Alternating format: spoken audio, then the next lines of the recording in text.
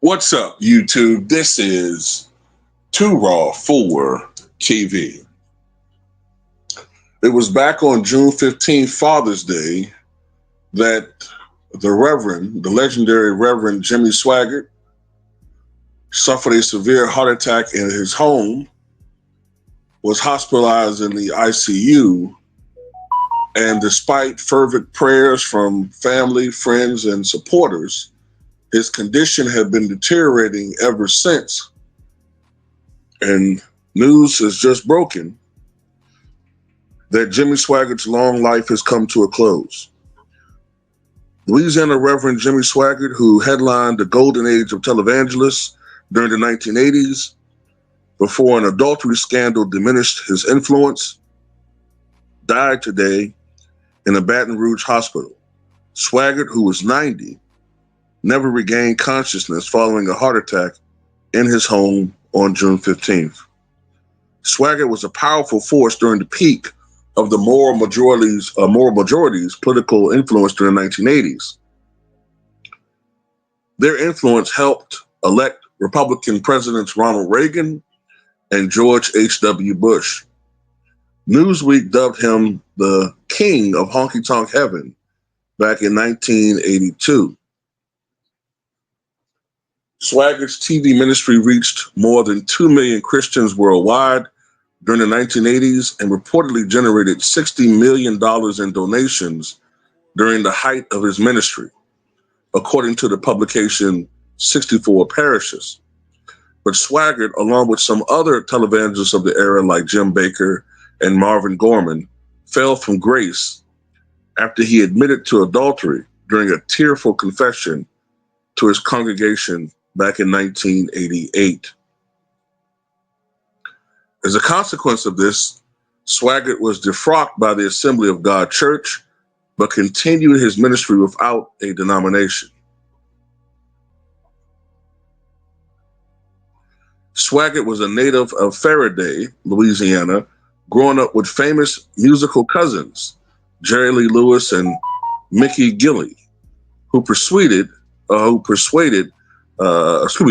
Swaggart in death. Swaggart's ministry was an electric mix of fiery preaching and gospel music. He moved seamlessly between the pulpit and piano. Swaggart was a member of the 2025 class of the Southern Gospel Music Association Hall of Fame and will be officially inducted posthumously next fall. He is survived by his wife, Frances, and children, including Donnie Swaggart, who took over the lead of Jimmy Swaggart's ministry as his father aged. Just days ago, Donnie Swaggart praised his father's life and ministry, saying, quote, "There's no greater example of a good and faithful servant than my father." When Jimmy Swaggart was at his apex, at his peak, I was just a little kid. I did, from time to time, hear him preach. But as a kid, you don't really have the sophistication quite yet to grasp everything that they're talking about. But I do know this. I remember vaguely the scandal. I remember them talking about it on shows like Inside Edition, some of the various talk shows. I saw some news segments about it. And I remember, the famous clip of him confessing to his congregation that I have sinned, crying, If I remember correctly, and someone can correct me if I'm wrong on this, I think he was caught on surveillance engaging in an act of, a transactional act with a prostitute, if I'm not mistaken. I know that's not the right term anymore. Working model, adult worker, SEX worker, whatever you want to call it, to make people feel better now about themselves. But anyway, you're famous when In Living Color spoofs you. I remember Jim Carrey spoofing Jimmy Swaggart, and he was a joke for a while. You know what I'm saying? He was a joke. Me personally, I never thought it was funny that people were clowning him on that, especially considering that millions of men across the world are guilty of what he's doing. They just don't have the spotlight on him. He was never quite able to recapture his past glory and shine. And maybe that was a good thing, because maybe a lot of those guys needed that humility, because,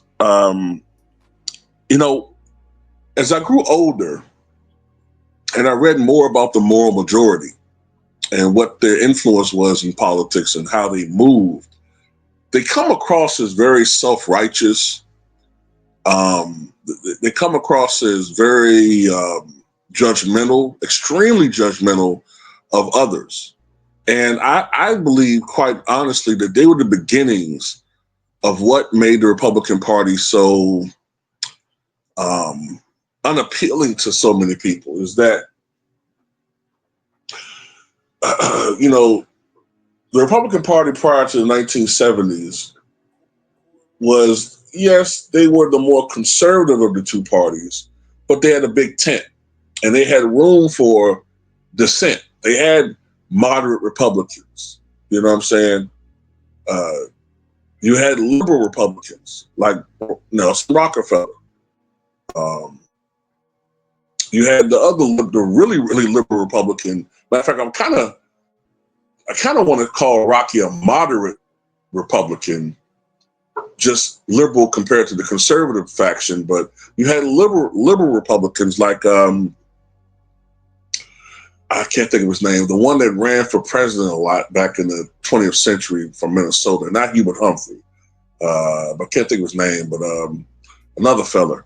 But starting with the moral majority, they pushed, with the support of Ronald Reagan, they started getting Christians elected to office, which I think was always a bad thing. You're not supposed to legislate through your religious angles, how you feel about certain things. I do believe strongly in the separation of church and state. A lot of people say they believe it, but they don't practice it.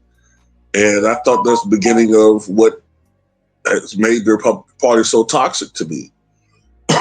So I'm kind of glad that a lot of these guys had those things happen to them to pull them down a notch. You know what I'm saying? Same thing that happened when they had the witch hunt against Bill Clinton in the late 90s. Yeah, I think Bill Clinton is a moral scumbag, but when you try to go after people because, they have a high sex drive or they cheat on their wife, yes, that's between the wife and that husband, the man and that wife, not between you. You don't have that's none of your goddamn business.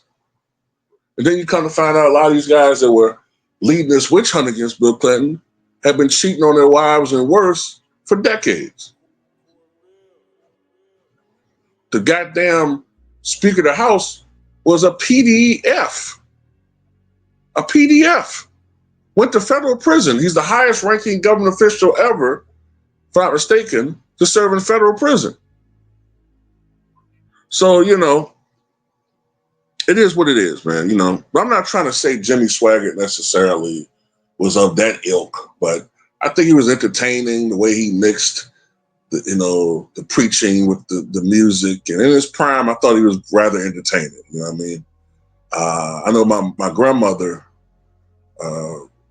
who passed away in 2008, she was 104 years old. I remember when I was a little kid, she would sometimes listen to all those guys, Pat Robertson, although he had the 700 Club, a little bit different format, but listen to him, listen to Jimmy Swaggart. Like I said, I really wasn't understanding a lot of what they're talking about. Jim Baker and Tammy Faye Baker. We always listened to, when I was growing up, we always listened to local televangelists generally,